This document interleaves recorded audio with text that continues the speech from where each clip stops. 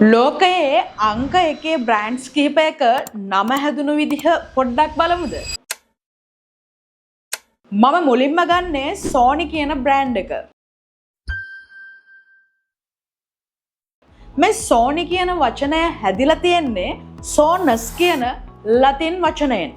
මේ Sonus කියන්නේ Latin භාෂාවෙන් නාදයට එහෙමත් නැත්නම් ශබ්දයට කියන වචනයක්. ඒ විතරක් නෙමෙයි මේ Sony කියන නම ඒ කාලේ ජපන් ජාතිකයින් ඔවුන්ව හැඳින්වීමට භාවිතා කරපු Sony Boys කියන පදයට එක්කත් සම්බන්ධතාවයක් තියෙනවා.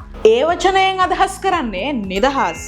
ඒ වගේම විවෘත මනසක් ඇති තරුණ ජවයකින් යුත් කෙනෙක් කියන එක. ඉතින් කොච්චර Sony උපකරණ පාවිච්චි කරත් ඒ අකුරු හතරට මෙච්චර තේරුමක් ඇති කියලා ඔයා දැනගෙන හිටියේ නෑ නේද? හරි. ඊළඟට මම ගන්නවා අපි හැමෝම දන්න Coca-Cola කියන බ්‍රෑන්ඩ් නේම් එක. මේ Coca-Cola කියන බ්‍රෑන්ඩ් නේම් එකේ පළවෙනි වචනේ ඒ කියන්නේ මේ Coca කියන වචනයෙන් කියවෙන්නේ Coca leaves ගැන. ඒ කියන්නේ මේ Coca කියන leaf එක මේ drink එකේ ingredient එකක් විදිහට පාවිච්චි කරනවා.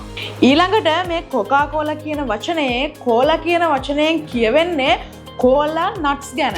cola nuts වල ස්වභාවිකවම caffeine තියෙනවා. ඒ නිසා මේ cola nuts Coca-Cola වල ingredient එකක් විදිහට පාවිච්චි කරනවා.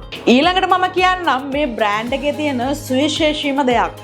ඒ තමයි මේ නම හදපු අයට අවශ්‍ය වුණා මේ brand name එකේ එන නම් දෙකම එකම අකුරකින් පටන් ගන්න. ඒ නිසා තමයි මේ Coca-Cola කියන වචනයේ පළවෙනි අකුරු දෙකම C අකුරෙන් පටන් ගන්න.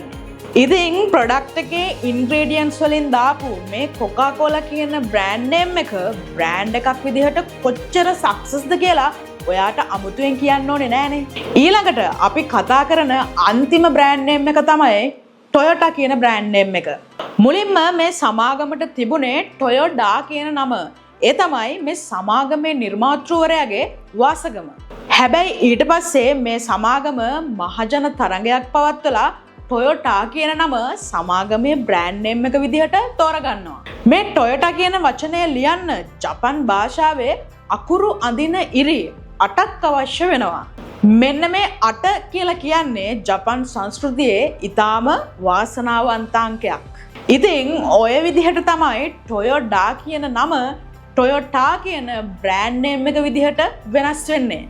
ඉතින් ඔයාටත් ඔයාගේ ව්‍යාපාරයේ නම සන්නාමයක් කරගන්න හීනයක් තියෙනවා නම් අන්න ඒ සන්නාමය වටා ගෙතුණු ලස්සන කතාවකුත් තියාගන්න.